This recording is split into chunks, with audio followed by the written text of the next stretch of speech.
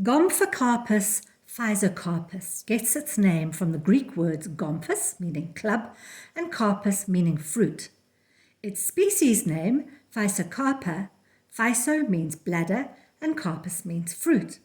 So that's quite a difficult name to remember. And it's no wonder people call the plant by its common name, hairy balls. And can you understand why? Can you guess? Correct! It's because the ball-shaped fruits are covered in hairs.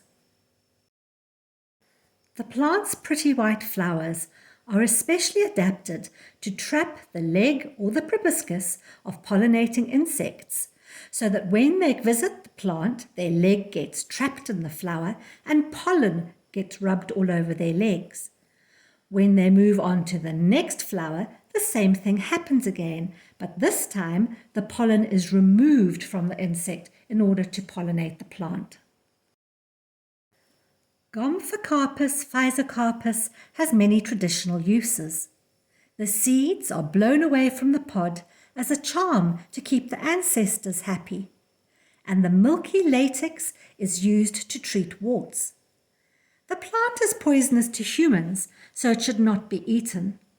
However, it is a food plant for the leprous grasshopper and for the larvae of the African monarch butterflies. These insects are immune to the poison of the plant, and they actually have a mechanism of storing the poison in their own bodies, making them poisonous and foul-tasting to their predators.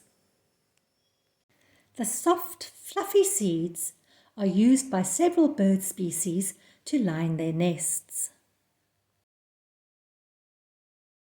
Traditionally, a strong fibre was made by beating the stems of the plants.